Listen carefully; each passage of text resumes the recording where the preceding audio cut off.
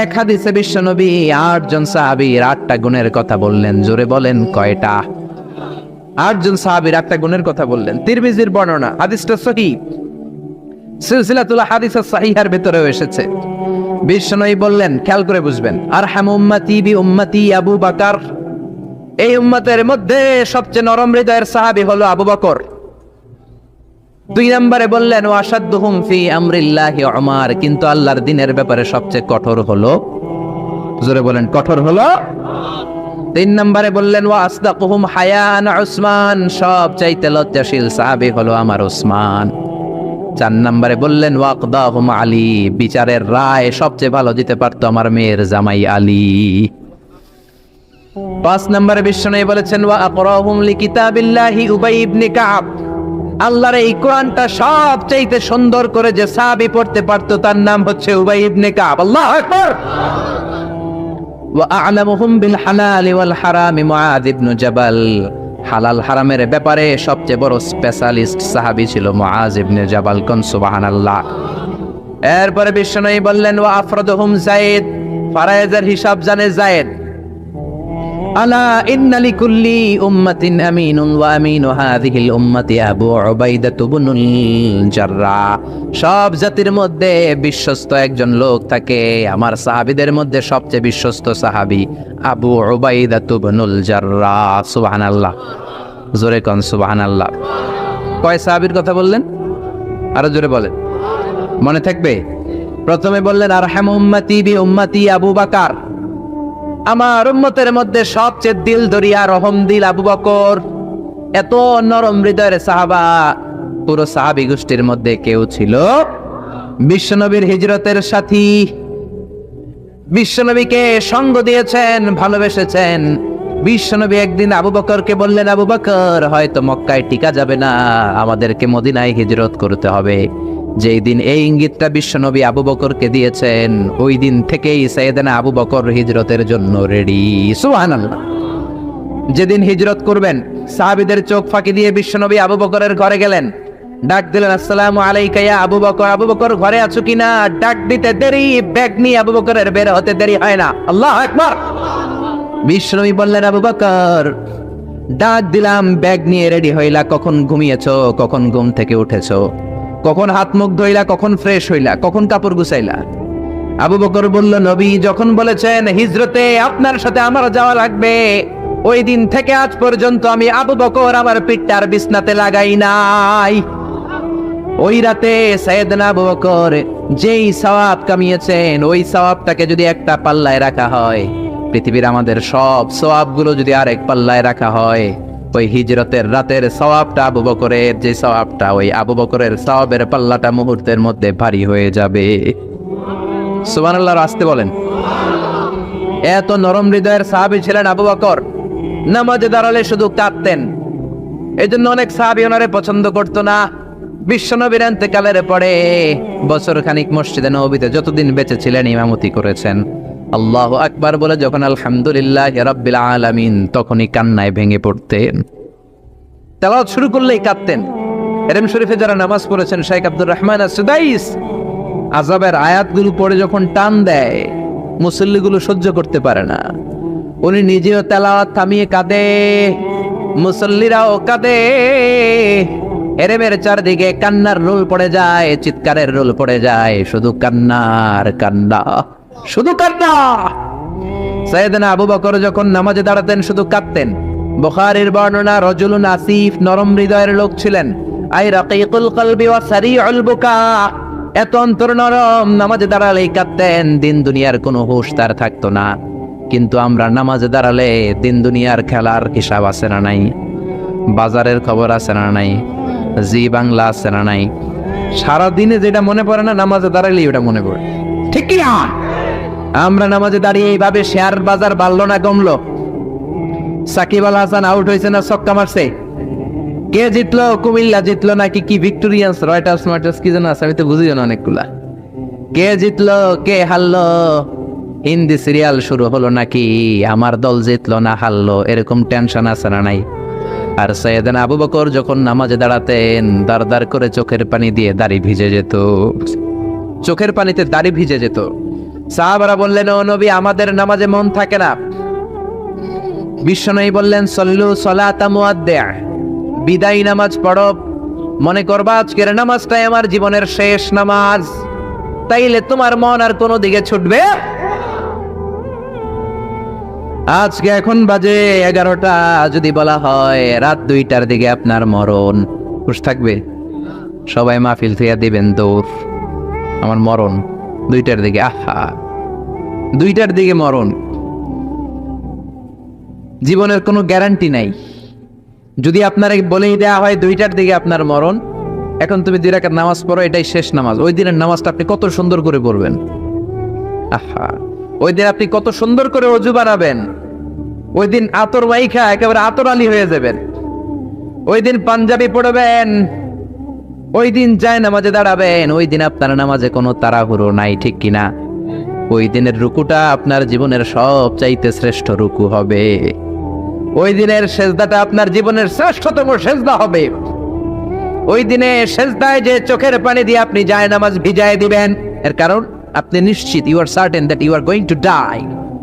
আপনি রাত 3টার দিকে মারা যাচ্ছেন, জানার কারণে আপনার নামাজে এত ভক্তি।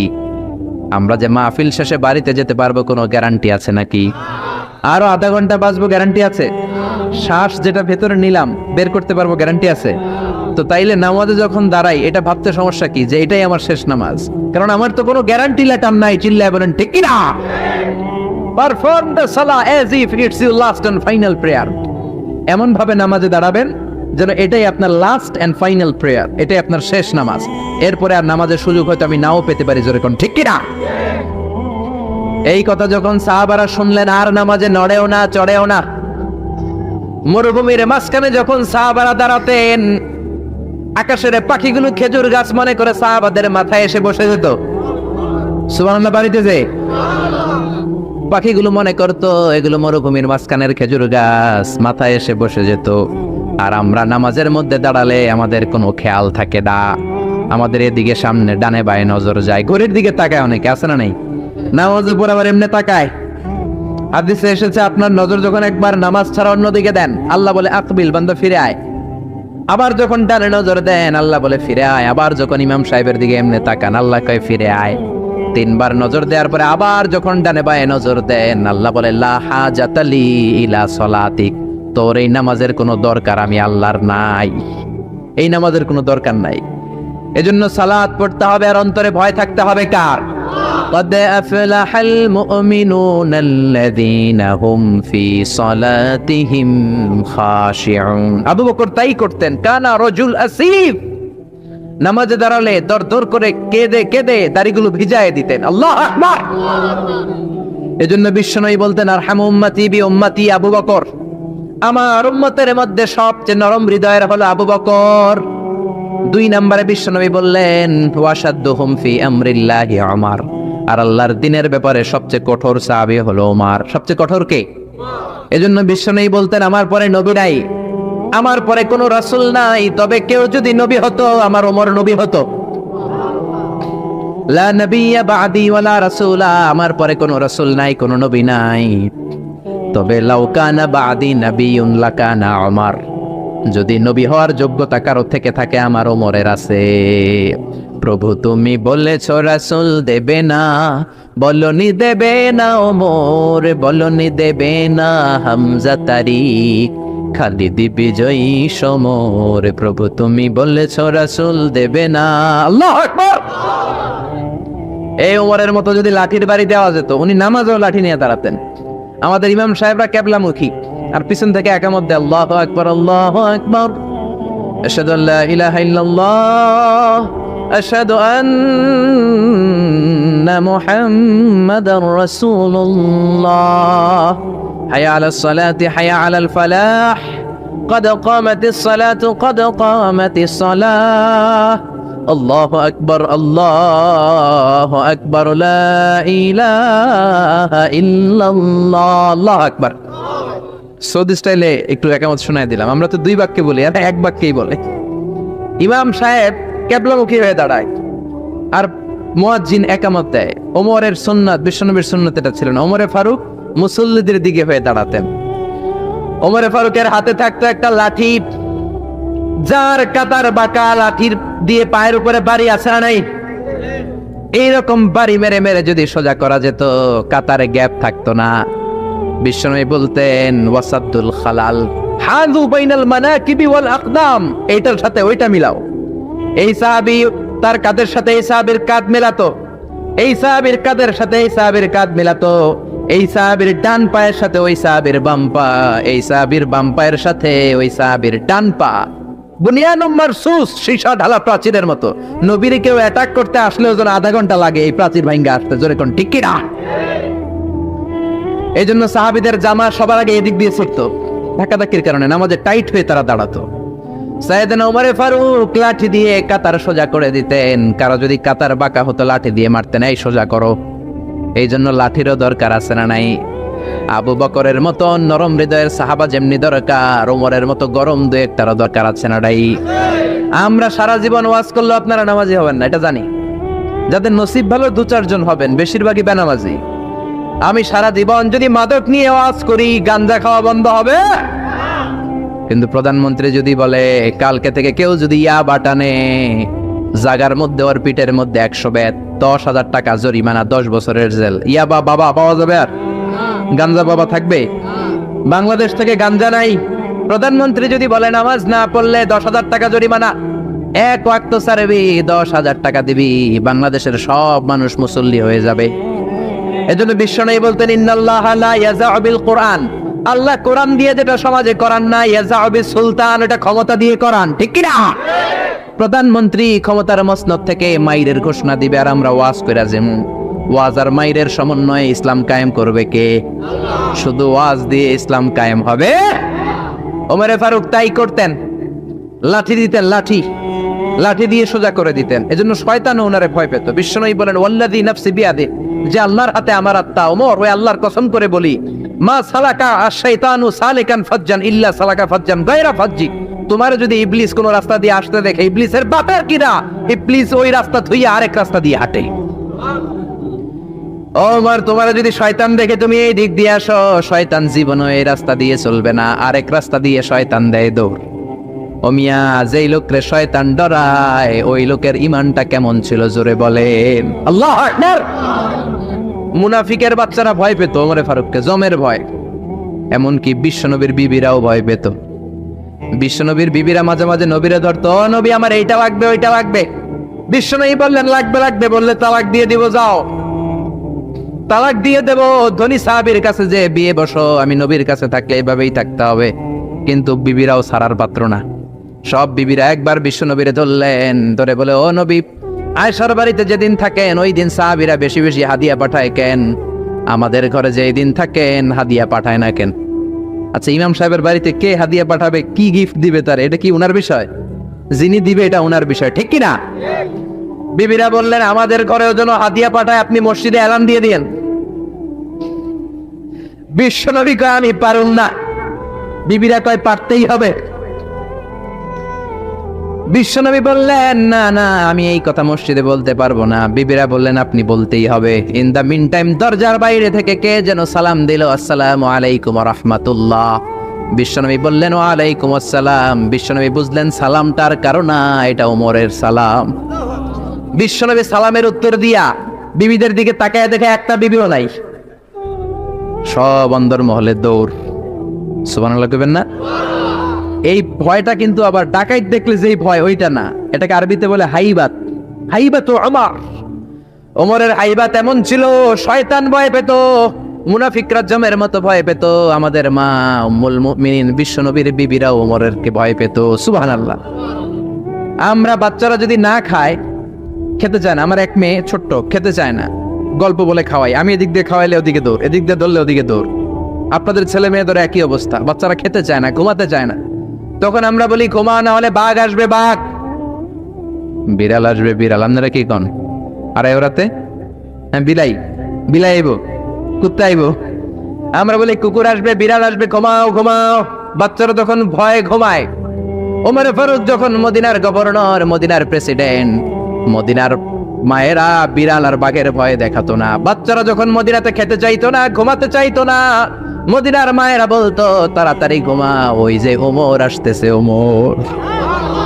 চিৎকার করে পড়েন আল্লাহু আকবার। সবার জন্য সমান নীতি। 10 বছরে গোটা বিশ্বের অর্ধেক ক্যাপচার, পৃথিবীর অর্ধেকটা ক্যাপচার করলেন সৈয়দনা ওমর। নিজ হাতে পিটিয়ে নিজের ছেলেকে বেহুশ করেছেন, আরেক বর্ণনায় আছে পিটিয়ে ছেলেটাকে নিহত করেছেন। যদি বর্ণনাটা দাইফ, কিন্তু আমাদের জন্য শিক্ষা আছে বর্ণনায়। হঠাৎ একবার ঘরে ঢুকলেন, ওই ছেলের নাম ছিল আবু শাহমা, মূল নাম আব্দুর রহমান। ওনার বিখ্যাত যে ছেলে আব্দুল্লাহ ইবনে ওমর, উনি আরেকজন। আরেক ছেলে ছিল আব্দুর রহমান, মারুফুন বিআবি শাহমা, সবাই তারে ডাকতো আবু শাহমা বলে। একদিন ঘরে ঢুকে দেখে মদের গন্ধ পাওয়া যায়। আবু শাহমারে বললেন, ইয়া আবা শাহমা আশারিবতা খামরান, মদ খাইছস? কয় না আব্বা, শারিবতু নাবিজান, নাবিজ খেয়েছি। খেয়াল রাখবেন, মদ হারাম, মদ খেলে আসিবেন, কিন্তু নাবিজ খাওয়া হালাল। নাবিজ হচ্ছে আরব দেশেরা খায়, সাদা দুধের মধ্যে রাতে শক্ত খুরমা যদি 5টা ফেলে রাখেন, সকালে ওইটা দেখবেন দুধের রং আর সাদা নাই, খুরমার রস টেনে দুধটা লাল হয়ে গেছে। এটা খেলে স্বাস্থ্যের জন্য আরব দেশে খুব ভালো, কিন্তু এটা রাতে ভিজাইলে সকালেই খাইতে হবে। এটা যদি 3 দিন রেখে দেন, 4 দিন রেখে দেন, এটা তারির মতো মদ হয়ে যাবে, মাতলামি হবে, খাওয়া যাবে না। ওমরের ছেলে ওই মজাটা নেয়ার জন্য 4 দিন ভিজায় রাখছে, তারপরে নাবিজ নামক মদ খেয়েছে। ওমর বললেন, মদ খাইছস নাকি? আবু শাহমা বলে, খাই নাই। ওমর বললেন, তাআলা ইলা, এদিকে আয়, ইফতাহ ফামাক, মুখ খোলো। মুখ খোলার পরে গন্ধ নিয়ে দেখে নাবিজ মাখানো মদের গন্ধ পাওয়া যায়। কোনো কথা নাই, কলারটা ধরলেন, টানতে টানতে মসজিদে নববীর বারান্দার পিলারে নিয়ে বাঁধলেন। জোরের আজান হলো, নামাজ পড়লেন। নামাজের পরে সালাম ফিরালেন। সালাম ফেরানোর পরে বললেন, মাকানাকুম ইনদানা হাদ। নামাজের পরে সুন্নত পরে সবাই বসবেন, একটা বিচার আছে। এই গুরুদণ্ড, এটাকে আরবিতে বলে হাদ, প্লুরাল হচ্ছে হুদুদ। সবাই যখন ওযু করে ঢুকতেছিল, বারান্দায় দেখে ওমরের ছেলে বাধা। সবার চিন্তা, হায় হায় কি ঘটনা ঘটলো, প্রেসিডেন্টের ছেলে পিলারের মধ্যে বাধা কেন? নামাজের পরে হাজার হাজার সাহাবী সবাই বলল, খলিফা কি হয়েছে? মাল আমর, হোয়াট হ্যাপেন্ড? ওমরে ফারুক বললেন, এটাই নাবিজ খেয়েছে, তবে এটা মদ হয়ে গেছিল, এখন আশীর্বাদ দিব। কানা ঘুষা, কানা ঘুষা, হাজার হাজার সাহাবী। কেউ কেউ বলল, খলিফার ছেলে তো মনে হয় মারবে না, ধমক দিয়ে ছেড়ে দিবে। এরকম কিছু বিচার দেশে আছে না নাই? মিলায় দেয়, ঘুষ খাইয়া ছাইরা দেয়। এমপির পোলা হইলে 7 খুন মাফ, চিল্লা এখন ঠিক না? কেউ বলে না, ওমর ছাড়ার পাত্র না, তবে 80টা মারবে না, 40টা দিবে অ্যাটলিস্ট। কয়টা? ওমর ফারুক চেয়ারে বসলেন, হাজার হাজার মানুষ, পিনপতন, নীরবতা। জল্লাদরে বললেন, হাতি জিলদ মিন বাইতুল মাল, বাইতুল মালের ঘর থেকে খেজুর গাছের চামড়া দিয়ে বানানো বড় সাইজের একটা চাবুক আন, সবচেয়ে বড় টানবি। সবচেয়ে বড় টানা হলো। এবার ওমরে ফারুক বললেন, ইবদা বিসমিল্লাহ, শুরু কর আল্লাহর নামে। সাইয়েদনা ওমর ফারুকের সামনে দাঁড়িয়ে জল্লাদ মারবে 80টা বাড়ি, মারতে শুরু করেছে। ওয়াহিদ, ইসনাই, তালাতা, 3 বাড়ি মারার পরে ওমরে ফারুক জল্লাদকে দিলেন এক থাপ্পড়। 3 হাত দূরে যে পড়লো জল্লাদ। জল্লাদের হাত থেকে চাবুক তুলে ধমক দিলেন, তুই কি চাবুক মারোস নাকি চাকরি বাঁচাস? আস্তে মারলি কেন? আসলে আস্তে মারে নাই, যত জোর ছিল ওমরের হুকুম তামিল করবে না এরকম জল্লাদ মদিনায় ছিল না। জোরে কোন ঠিক কিনা? যত জোর ছিল তত জোরে মেরেছে, কিন্তু ওমরের পছন্দ হয় নাই। ওমর বললেন, ইনদাকা তালাতা ইনদি ওয়াহিদ, তোর হিসাবে 3টা, আমার হিসাবে মায়ের হইছে 1টা। আমি 2 নাম্বার থেকে শুরু করব। 2, 3। মারতেছে কে? মদিনাতে ওনারসে পালোয়ান আর কেউ নাই। এক একটা বাড়ির আঘাতে ওমরের ছেলে আবু শামা চিৎকার করে কাঁদে। এক একটা বাড়িতে চামড়া ছিঁড়ে যায়, রক্তগুলো ছোপ ছোপ করে নববীর দেয়ালের মধ্যে লাগে। ছোট্ট ছেলেটা ডেকে বলে, আব্বা আমারে মাফ করে দাও, আর জীবনে মদ খাবো না।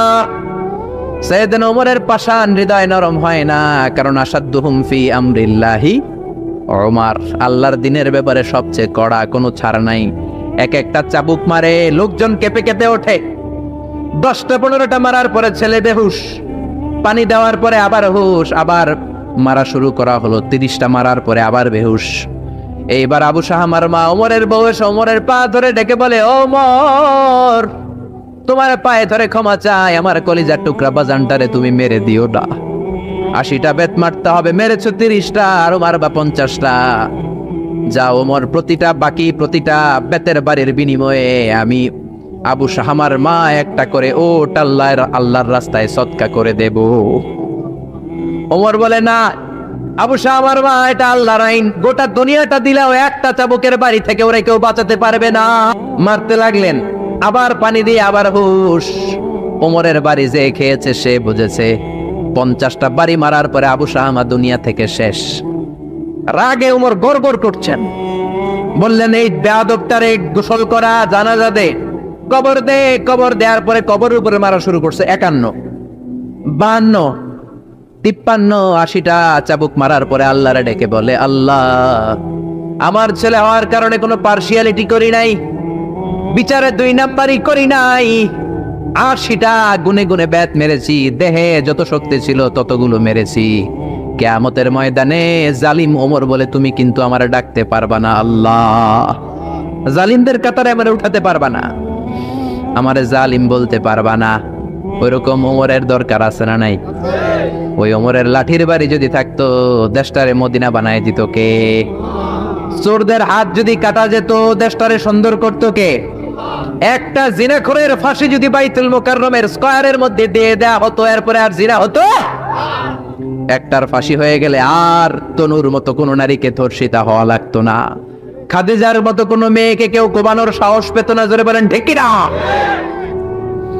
একটা চোরের হাত জুমার নামাজের পরে বাইতুল মুকাররমের স্কয়ারের সামনে যদি কেটে দেয়া হয় আর কোনো চোর পাওয়া যাবে নাকি? জোরে বলেন। তবে আমচোর, জামচোর, কলাচোর ওই চোর না, যেই চোরগুলো বড় বড় জিনিস চুরি করে, ব্যাংক চুরি করে, দেশের টাকা চুরি করে, এক কলমের খোঁচায় 1000 কোটি টাকা চুরি করে, ওই চোরদের হাত কাটতে হবে। শেয়ার বাজার খায়া ফেলায়, হলমার্ক খায়া ফেলায়, দেশের টাকা খায়া ফেলায়, সুইজারল্যান্ডে সব টাকা পাঠায়, এরকম বড় বড় চোর আছে না নাই? ইসলামী বিচার যদি শুরু হয় আগে বড় চোরদের বিচার দিয়ে শুরু হবে। চিল্লায় বলেন ঠিক কি না? এই জন্য বিশ্বনবী বলতেন, আসাদ্দুহুম ফি আমরিল্লাহি ওমর, আল্লাহর বিধান বাস্তবায়নে সবচেয়ে কঠোর ছিল ওমর। এক নারী এসে বলল, ওমরে ফারুক, আমার স্বামী আমারে তালাক দিয়েছে 100টা। কয়টা? শুনতেছেন? একটু জিমাই গেলেন মনে হয়। আমার স্বামী আমাকে 100 তালাক দিয়েছে। কয় তালাক? আসলে দিতে হবে কয় তালাক? তাও একটা একটা করে, ঠিক কিনা? ওমরে ফারুক ডেকে আনলেন, স্বামীরাও আনলেন, বউরে আনলেন। ও স্বামী, কয় তালাক দিছো? কয় 100টা দিছি। ওমরে ফারুক বললেন, তালাক হচ্ছে মিন শাআইরিল্লাহ, এটা আল্লাহর নিদর্শন। আল্লাহর নিদর্শন নিয়ে ফাইজলামি করার অনুমতি তোরে দিছে কে? 3 তালাকে তোর বউ তালাক, বাকি 97 তালাক তোর পিঠের উপরে পড়বে। সুবহানাল্লাহ। বাড়িতে যে বউরে 100 তালাক দিছে এক ডাকায়। ওমরে ফারুক বললেন, 3 তালাকে তোর বউ তালাক, বাকি 97 তালাক তোর পিঠে। এজন্য লাঠির দরকার আছে না নাই? ওমরে ফারুক জোহরের নামাজের ইমামতি করলেন।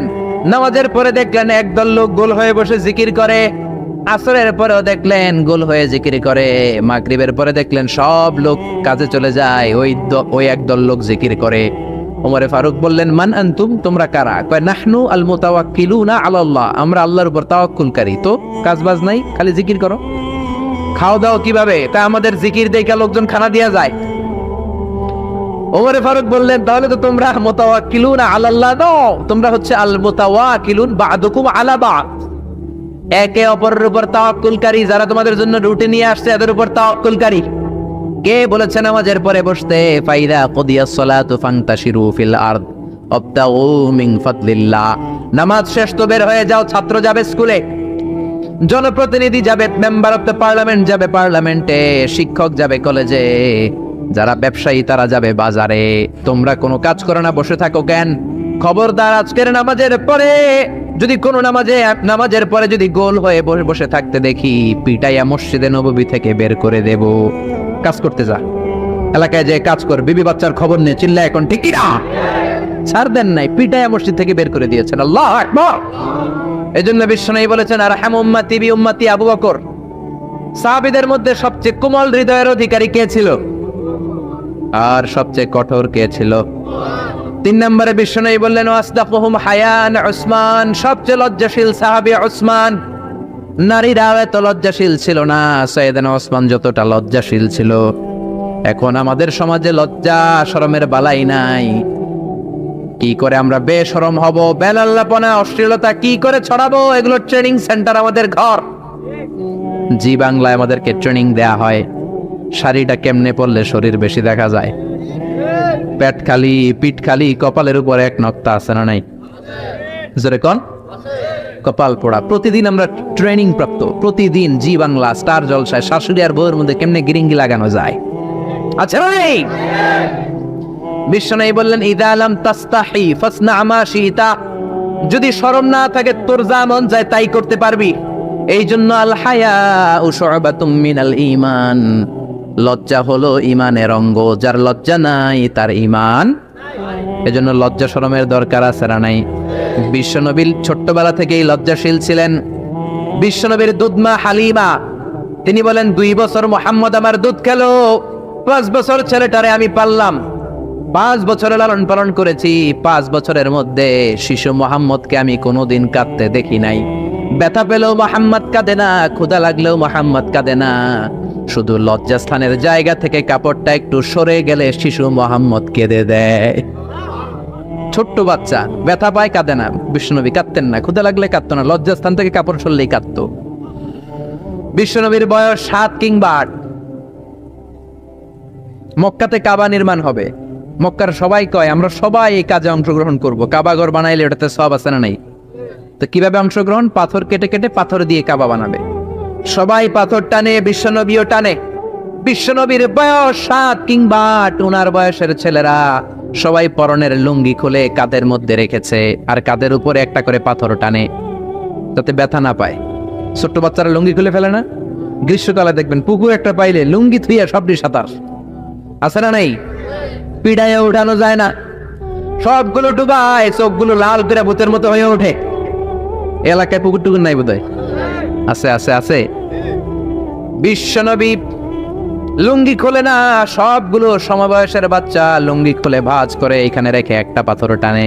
আমার নবী 2টা করে টানে। সবাই টানে কয়টা করে?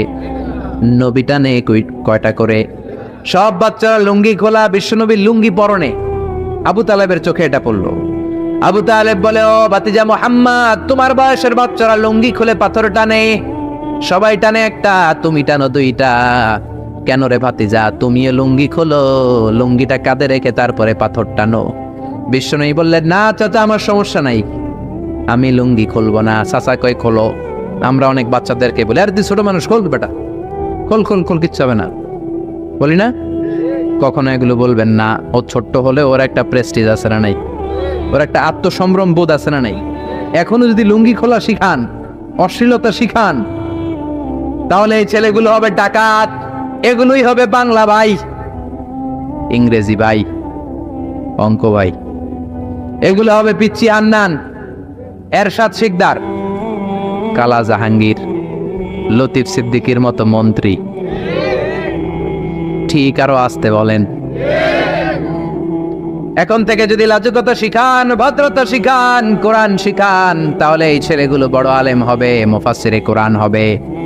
এই ছেলেগুলো হাফেজ জাকারিয়ার মতো হবে, ফজলে রাব্বি আদলের মতো হবে, বড় বড় ইমাম হবে, মুফাসসির হবে। চিল্লায় বলেন ঠিক কিনা?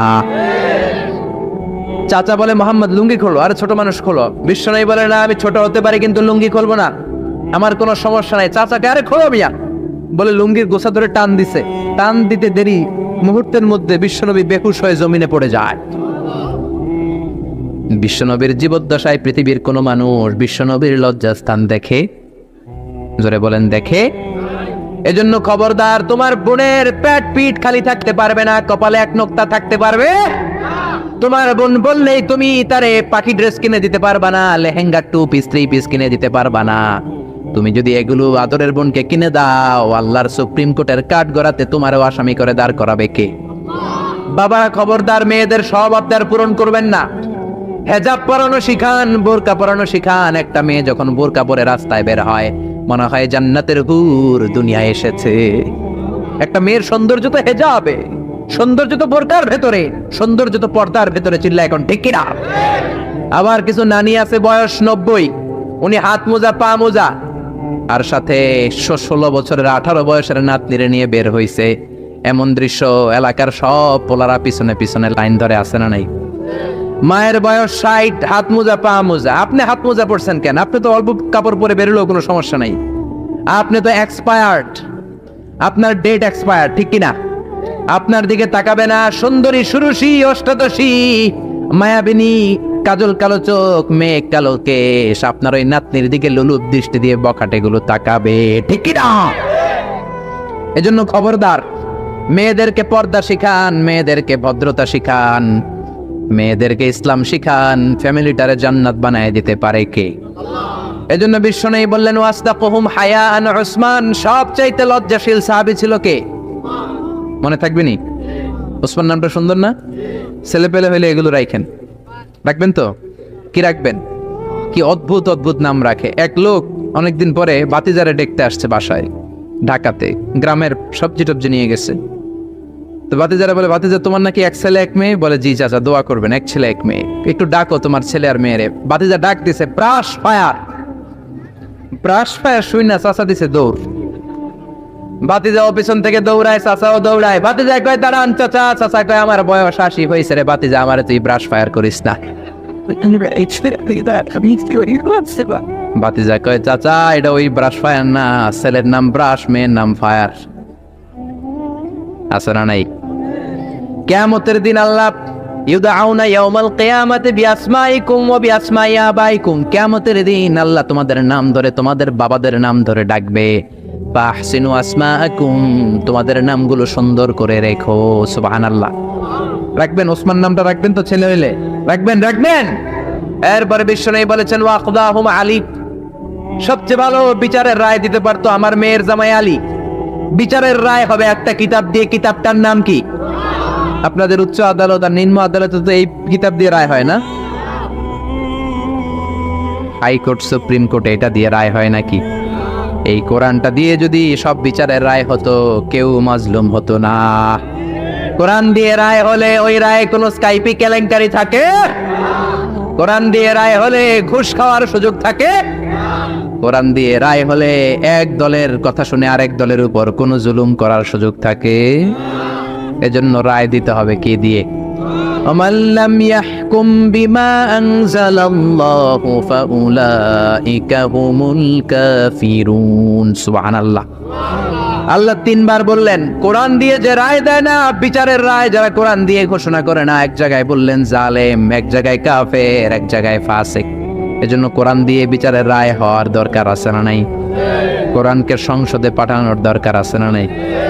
এমনি এমনি হেঁটে চলে যাবে কোরআন সংসদে নাকি পাঠাইতে হবে? ভালো নেতা বানাইতে হবে, যারা কোরআন মানে, যারা কোরআনের পক্ষে, এরকম নেতা বানানোর দরকার আছে না নাই? এজন্য বিশ্বনবী বলেছেন মান ক্বালা বিহি সাদাকা, কোরআন দিয়ে যে কথা বলে তার কথা সত্য কথা নাকি মিথ্যা। ওয়া মান আমিলা বিহি উজরা, কোরআন দিয়ে আমল করলে আমল নামায় সওয়াব আছে না নাই? বেশি না কম? ওয়া মান হাকামা বিহি আদালা, কোরআন দিয়ে যে বিচারের রায় দেয় ওইটাই সবচেয়ে সেরা বিচার, ঠিক কি না? আল্লাহ দেশে কোরআনের বিচার কায়েম করুক, পড়ে না আমিন। 5 নম্বরে বিশ্বনবী বললেন ওয়া আকরাহুম উবাই ইবনে কাব, সাহাবীদের মধ্যে সবচাইতে সুন্দর তেলাওয়াত করতে পারতেন, তাসবিহদের সাথে সবচাইতে সুন্দর তেলাওয়াত করতে পারতেন উবাই ইবনে কাব। কি নাম? এগুলো জানেই না, জানতেও চায় না, খালি নাম মুখস্থ করে, সালমান খান, শাহরুখ খান, অমুক খান, তমুক খান। পড়েন উবাই ইবনে কাব। উনি ছিলেন সবচেয়ে বড় কারি। বিশ্বনবী কিন্তু তারাবির সালাত এইভাবে পড়তেন না, কিয়ামুল লাইল করতেন। রাতের সালাত সব সময় 8 রাকাতের বেশি বিশ্বনবীর ছিল না। ওমরে ফারুকের সময় উনি এই উবাই ইবনে কাবের নেতৃত্বে মসজিদে নববীতে 20 রাকাত তারাবি চালু করে দিলেন। সুবহানাল্লাহ। বাড়িতে যে কার নেতৃত্বে? উবাই ইবনে কাবের নেতৃত্বে। আর বললেন নি'মাল বিদআতু হাযি, কত সুন্দর একটা বেদাত চালু করে দিলাম। ওনাদের বেদাত চালু করার অথরিটি ছিল, কারণ তারাই ছিলেন দিনের ধারক এবং বাহক। চিল্লা এখন ঠিক কি না? কেমন করে উনি কোরআন পড়তেন? বিশ্বনবী একদিন উবাইকে বললেন, ও উবাই, ইন্নাল্লাহা আমারানি আন আকরা আলাইকা ইয়া উবাই, আল্লাহ আমাকে আদেশ করেছেন যেন আমি নবী নিজে তোমার কাছে যে কোরআন শোনাই। কল্পনা করতে পারেন বিশ্বনবীর উপর কোরআন নাজিল হয়, আর বিশ্বনবীরে বলা হলো, আল্লাহ বিশ্বনবীরে বললেন ও নবী আপনি উবাইয়ের কাছে যে কোরআন শোনাবেন। এই কথা শুনে উবাই সহ্য করতে পারে নাই, চিৎকার দিয়ে বলেন নবিয়া সাম্মানি, আসলে কি আমার নামটা ধরে আল্লাহ বলছে যে আমার কাছে এসে কোরআন শোনাতে? বিশ্বনবী বললেন, বালা, হ্যাঁ, তোমার নামটাই আল্লাহ ধরে বলেছে। উবাই চিৎকার দিয়ে কেঁদে কেঁদে বললেন, ও নবী, এই কোন কথা আপনি আমার শোনালেন? আপনার উপর কোরআন নাজিল হয় আর আপনি এসে আমার কাছে কোরআন শোনাবেন। এটা ছিল বিশ্বনবীর অভ্যাস। সাহাবীদের কাছে উনি কোরআন শোনাতেন, আবার সাহাবীর কাছ থেকে নিজে শুনতেন। এজন্য বাবা ছেলের কাছে শোনাবেন, বলেন, ও ছেলে, ও আমার কলিজার টুকরা বাজান, দেখ তো আমি সূরা 3 তেলাওয়াত করি, আমারটা হয় কিনা। আবার ছেলেরে বলবেন, ও বাবা, তুমি একটু সূরাতুদ দুহা তেলাওয়াত করে শোনাও। শান্তি আর কি লাগে? What do you mean by peace? What is the definition of peace? শান্তি কি? শান্তি হচ্ছে আপনিও কোরআন পড়বেন, ছেলেও পড়বে, বিবিও পড়বে, এটাই শান্তি, ঠিক কি না? বাবা ছেলেরে কোরআন শোনাবেন, ছেলে বাবারে কোরআন শোনাবা, স্বামী স্ত্রীরে শোনাবেন, স্ত্রী স্বামীরে শোনাবেন, শাশুড়ি বৌমারে শোনাবেন, বৌমা শাশুড়িরে শোনাবেন। তাহলে আর ঝগড়া হবে না, ঠিক কিনা? বাবা যদি বলে 3 জন মিলে সূরা ইয়াসিন মুখস্থ শুরু করলেন, 2 দিন পর পর খোঁজ নেন, ও ছেলে, ওরে বাবা, তোর কয় আয়াত মুখস্থ হয়েছে? আমার হয়েছে 20 আয়াত। ছেলে বলে, বাবা, তোমার মাত্র 20 আয়াত, আমি তো মুখস্থ করে ফেলছি 30 আয়াত। ছেলেদের মেধা, বাচ্চাদের ব্রেন শার্প হয়, ঠিক কিনা? বিবি বলবে, আমি রান্নার কারণে বেশি করতে পারি না, আমি করছি 7 আয়াত। আহা, এরকম ফ্যামিলি আমরা চাই কি চাই না? ফ্যামিলিটা যদি এরকম হয় আর কি লাগে, ঠিক কিনা? এজন্য আকরাহুম লি উবাই, সাহাবীদের মধ্যে সবচাইতে চমৎকার কণ্ঠে কোরআন তেলাওয়াত করতো উবাই ইবনে কাব। এই জন্য বেশি বেশি কোরআন তেলাওয়াতের দরকার আছে না নাই? একটা অক্ষর তেলাওয়াত করলে 10টা নেকি দিবে কে? 10টা করে নেকি। একটা করে আয়াত তেলাওয়াত করবেন, জান্নাতে আপনার বিল্ডিং কে 1 তলা লম্বা করে দিবে কে? পৃথিবীর কোন গ্রন্থের ব্যাপারে এরকম ঘোষণা আছে নাকি? শ্রীমদ ভগবত গীতা তেলাওয়াত করলে 1 অক্ষরে কয় নেকি? ওম নমো ভগবতী বাসুদেবায়, কটা সব হইছে? ওম শান্তি বললে কয় সওয়াব? কিন্তু বিসমিল্লাহির রহমানির রহিম বললে আমল নামায় সওয়াব আছে না নাই? পড়বেন প্রতিদিন আমাদের সকাল শুরু হবে কোরআন দিয়ে, জোরে কোন ঠিক কিনা? 6 নম্বরে বিশ্বনবী বললেন, ওয়া আ'লামুহুম বিল হালালি ওয়াল হারামি মুআয ইবনে জাবাল। সাহাবীদের মধ্যে হালাল হারামের ব্যাপারে সবচাইতে স্পেশালিস্ট সাহাবী ছিল মুআয ইবনে জাবাল। আমরা এখন হালাল হারাম বাছি না, হালাল হারাম সব খাই। সুদ খাই, ঘুষ খাই, যৌতুক খাই, রাস্তার রডও খাই, মসজিদের টিন খাই, ত্রাণের গম খাই, ঠিক কিনা? আছে না নাই? সব খাই। এত ক্ষুধা, রড খাইয়া ফেলাই, সিমেন্টের বস্তা খাইয়া ফেলাই, ইটাও খাইয়া ফেলাই, কেমনে হজম করে আল্লাহ জানে। রাস্তার ইটা নাই, ত্রাণের মালামাল নাই, সব খাইয়া ফেলাইছে, আছে না নাই? আল্লাহ বলেন সবটা খাইস না, হালালটা খাইস। কোনটা খাইবেন? ইয়া আইয়ুহান নাসু কুলু মিম্মা ফিল আরদি হালালান তাইয়্যিবা। হারামটা খাওয়া যাবে না, হালালটা খাও। হালালে বরকত দিয়েছে কে? হালালে বরকত, হারামে বরকত নাই। আওয়াজ করে উত্তর দেন, গরু খাওয়া হালাল না হারাম? কুকুর খাওয়া হালাল না হারাম? আমরা সবাই বেশি বেশি গরু খাই নাকি কুকুর খাই? কি পরিমাণে যে কসাইয়ের দোকানে জবাই হয়, আর কোরবানির ঈদের সময় জবাই আছে না নাই? বিয়ের অনুষ্ঠানে আছে না নাই? হাজার হাজার গরু জবাই করি, কোরবানির সময় জবাই করি। বাংলাদেশের গরু দিয়ে হয় না, ইন্ডিয়া থেকে আনি। এত গরু খাই, কিন্তু কুকুর একটাও খাই না। আর গাভী বছরে বাচ্চা দেয় কয়টা? কুত্তা দেয় কয়টা? 7টা, 8টা, 10টা, কোনো জন্ম নিয়ন্ত্রণ তো নাই, দেদারসে দিতেছে।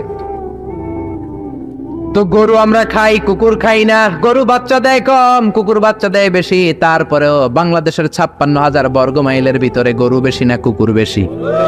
এত গরু খাইলেন, তারপরেও গরু বেশি। কারণ গরু হালাল, হালালে বরকত দিয়েছে কে? কুকুর হারাম, কোনো বরকত নাই। রাস্তাঘাটে হাইওয়েতে কুত্তা পরে মরে থাকে, হাইওয়েতে কোনোদিন গরু ময়রা ভেটকে রয়েছে দেখছেন? হালাল, খালি বরকত। আল্লাহু আকবার। এজন্য হালাল খাবেন, হালাল পড়বেন। ইউর ফুড শুড বি হালাল, ইউর ড্রিঙ্ক শুড বি হালাল, your dress up should be হালাল, ইউর এন্টারটেইনমেন্ট শুড বি হালাল। চিল্লা এখন ঠিক কিনা? সব আপনার হালাল হতে হবে, কারণ ইন্নাল্লাহা তাইয়্যিব লা ইয়াকবালু ইল্লা তাইয়্যিবা। আল্লাহ নিজে পবিত্র, পবিত্র ছাড়া কিছু আল্লাহ কবুল করে। হালাল খাওয়ার পরে যে দেহটা আপনি বানালেন, ওই দেহটারে জাহান্নামে ঢুকাবে কে? হারাম দিয়ে আপনি যত দান খয়রাত করেন কবুল হবে হারাম টাকা দিয়ে যাকাত দিলে কবুল হবে না, মাদ্রাসা বানালে কবুল হবে না। হারাম টাকা দিয়ে, ঘুষের টাকা দিয়ে অনেকে প্রতি বছর হজ করে হাজি টাইটেল লাগায়। আপনি হাজি লাগাতে পারেন, মাগার কবুল হবে, কারণ আল্লাহর নীতি তো একটা, ইন্নাল্লাহা তাইয়্যিব লা ইয়াকবালু ইল্লা তাইয়্যিবা। এক লোক কাবার চারপাশে ইয়া রব, বুখারীর বর্ণনা, অনেক লম্বা, আমি শর্ট করে বলছি। ইয়া রব বলে কাঁদে। সাহাবারা বলল, কত বড় আল্লাহর ওলি। বিশ্বনবী বললেন, ওরে ওলি বলো না, মাতআমুহু হারাম, ও যেটা খায় হারাম খায়, ওয়া মাশরাবুহু হারাম, যেটা পান করে হারাম করে, মালবাসুহু হারাম, ড্রেস আপ হারাম, গদিয়া বিল হারাম, সব হারাম। ফাআন্না ইস্তাজাবু লা, কেমন করে ওর দোয়া কবুল হবে? হারাম দিয়ে যদি আপনি দান করেন, মসজিদ মাদ্রাসা লঙ্গরখানা করেন, কবুল হবে না। আর হালাল থেকে প্রতিদিন যদি 1 পয়সাও দান করেন, এটাকে উহুদ পাহাড়ের সমান সওয়াব বানায়া দিবে কে? হালাল হারাম বেঁচে চলবেন তো, নাকি দেদারসে রড বিল্ডিং টাকা পয়সা সব খাইবেন? সরকারি চাকরি যারা করেন, বিনয়ের সাথে তাদেরকে বলি, আল্লাহরে ভয় পান। অল্প খাবেন, অল্প পড়বেন, বরকত দিবে কে? রিকশাওয়ালার সারা মাসে টাকা হয় 5,000 7,000, বাচ্চাও অনেক বেশি, ঠিক কিনা? 7টা 5টা বাচ্চা সারা মাস খাওয়ার পরে তারপর ওর 500-600 টাকা থাকে পকেটে। আর আপনি কোটি কোটি টাকা কামান, মাস শেষে আপনার ঋণ আর ঋণ, কারণ হালালে বরকত বেশি, হারামে বরকত নাই। কথা বুঝতে পেরেছেন? কথা বুঝতে পেরেছেন? কিয়ামতের দিন 5টা প্রশ্নের উত্তর না দিয়ে পা নাড়াতে পারবেন না। এর মধ্যে একটা হলো আনমালিহি মিন আইনা ইকতাসাবা, আপনি সম্পদ যে গড়েছেন, সম্পদের পাহাড় কোন রাস্তায় গড়েছেন? হালাল রাস্তায় উপার্জন করেছেন নাকি হারাম? এজন্য আমরা হালালের পক্ষে নাকি হারামের? এই হালাল হারামের মুতাখাসসিসুন ফিল হালালি ওয়াল হারাম ছিল মুআয ইবনে জাবাল। কি নাম মনে থাকবে? আরবি না পড়তে বের হয় না মুখ দিয়া। বলেন মুআয ইবনে জাবাল। 7 নম্বরে বিশ্বনবী বললেন, আফরাদুহুম যায়েদ ইবনে সাবিত, ফারায়েজের নীতিমালা সবচেয়ে ভালো জানে আমার যায়েদ। ফারায়েজ কি বলাবানরা এগুলো জানেই না। ফারায়েজ হচ্ছে আল্লাহর দেয়া উত্তরাধিকার বন্টনের নীতিমালা। দুনিয়ার সব বাবাদেরকে আল্লাহ ডেকে বললেন, ইউসিকুমুল্লাহু ফি আওলাদিকুম লিযযাকারি মিসলু হাযযিল উনসায়াইন। আল্লাহর দেয়া নীতিমালা হলো, বাবারা ছেলেরে যদ্দুর দিবা, মেয়েরে অর্ধেক দিবা। কার কথা? নাকি আজারি সাহেবের কথা? কে বলেছেন? কে বলেছেন? আল্লাহর দেয়া বিধান, দুনিয়ার বাবারা ছেলেরে যা দিবেন, মেয়ের অর্ধেক। এদিকে বাবা আছে না নাই? বয়স্ক বাবারা আছে না নাই? খবরদার, কিয়ামতের দিন আপনারও কাঠগড়ায় দাঁড়াতে হবে, ঠিক কিনা? ছেলেরে যদি 2 লাখ দেন, মেয়েরে দিবেন? ছেলেরে 10 কানি দিলে মেয়েরে, ছেলেরে 4টা বাড়ি দিলে মেয়েরে। অনেক মা আছে ছেলের পাতে মুরগির রান দেয়, মাইয়ার পাতে মুরগির ঠ্যাং দেয়, মুরগির গিলা দেয়, মুরগির ফুস্তি দেয়। কি কন আপনারা? গিলা পুস্তি কন তো। মেয়েরে যেমনি পুস্তি দিলেন, মাইয়ার কি রান খাইতে মন চায় না? মন চায় না? দেখবেন যে মা বাবা ছেলের পাতে দেয় মুরগির রান, মেয়ের পাতে দেয় মুরগির ঠ্যাং, ওই মা বাবার শেষ জীবনটা ছেলের বাড়িতে কাটে না, মেয়ের বাড়িতেই কাটে, ঠিক কিনা?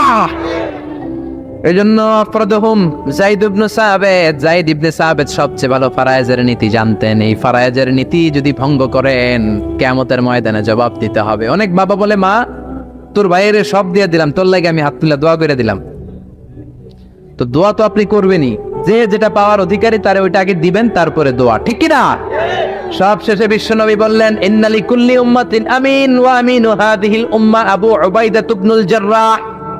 সব জাতির মধ্যে বিশ্বস্ত একজন থাকে, আমার সাহাবীদের মধ্যে সবচাইতে বিশ্বস্ত সাহাবী আবু উবাইদা ইবনুল জাররাহ। এটার নাম নিতে অনেকের দাঁত ভেঙে যাবে। আবু উবাইদা ইবনুল জাররাহ। আরবি পড়ে না তো, কোরআন পড়ার সময় নাই, খালি দুনিয়াকে মজা লেলো, দুনিয়া তোমারই হ্যাঁ। বিশ্বনবী বললেন, আবু উবাইদা সবচেয়ে আমিন সাহাবী, নিরাপদ সাহাবী, the most trustworthy personality among my companions. আমার সাহাবাদের মধ্য থেকে সবচাইতে বিশ্বস্ত আবু উবাইদা। কিছু লোক আছে, জান যাবে প্রাণ যাবে, কিন্তু আমানতের খেয়ানত করবে না, আছে না নাই? এই জন্য বিশ্বনবী ছিলেন আমানতের জন্য সেরা। সবাই বিশ্বনবীরে ডাকতো আমিন। আমিনের সাথে আলিফ লাম লাগান হয়ে যায় কি? আল আমিন, আস-সাদিক আল আমিন। সবাই বিশ্বনবীর কাছে জমা রাখতো টাকা পয়সা। এক লোক তায়েফে যাবে দল করে আবু জাহেলের, যাওয়ার আগে স্বর্ণের বাক্স এনে বলে, আব্দুল্লাহর বেটা মোহাম্মদ, কয়েক সপ্তাহের জন্য তায়েফে যাব, স্বর্ণের বাক্সটা তোমার কাছে রাখি। বিশ্বনবী বললেন, তুমি না আবু জাহেলের পার্টি করো, ওর কাছে রাখো। ও কয় না, আবু জাহেলের পার্টি করি ঠিক, কিন্তু জমা রাখা যাবে না। আবু জাহেলের কাছে যদি স্বর্ণের বাক্স দিয়া যায়, আইসা দেখবো স্বর্ণ নাই, স্বর্ণের বাক্স নাই। গোটা বিশ্বটা মসজিদ, মসজিদ মানে মাকানুস সুজুদ, সিজদার জায়গা, যেখানে এই সিজদা দেন কবুল করবে কে? নূহ আলাইহিস সালামের জামানায় যেই কোনো জায়গায় নামাজ পড়লে কবুল হতো না, মসজিদে যেয়ে পড়া লাগতো। মুসা নবীর উম্মত মসজিদ ছাড়া নামাজ পড়লে কবুল হতো না, সিনাগগে যেয়ে পড়া লাগতো। ঈসা নবীর জামানায় ইবাদতখানায় যেয়ে পড়া লাগতো, কিন্তু আমরা যেইখানেই নামাজ পড়ি কবুল করে কে? আজকের এই প্যান্ডেলে যদি নামাজ পড়ি কবুল হবে কি হবে না? বাইতুল মুকাররমে হবে কি হবে না? শোলাকিয়ার ময়দানে কবুল হবে কি হবে না? বাজারে পড়লে হবে কি হবে না? নদীর উপরে নৌকায় পড়লে, প্লেনের ভেতরে বাতাসে পড়লে, মহাকাশে যে স্যাটেলাইট চ্যানেলের মধ্যেও যদি পড়ি সেখানেও কবুল করে নেবে কে? জমিনের যেই জায়গায় নামাজ পড়ো কবুল করে নেওয়া হবে। আবার বললেন পুরো জমিনটারে আল্লাহ আমার জন্য তহুর বানায় দিলেন। ফাইন লাম তাজিদু মাআন ফাতায়াম্মামু সাঈদান তাইয়্যিবা। নামাজের সময় যদি তোমরা ওযুর জন্য পানি না পাও, তায়াম্মুম করলেও কবুল করবে কে? এই সব জায়গায় নামাজের অনুমতি আর তায়াম্মুম, এটা কোন নবীর ছিল না, এটা স্পেশালি আল্লাহ বিশ্ব নবীকে দিয়েছেন। সুবহানাল্লাহ। মা আয়েশাকে নিয়ে বিশ্বনবী বানুল মুস্তালাকের যুদ্ধ থেকে রওনা হলেন।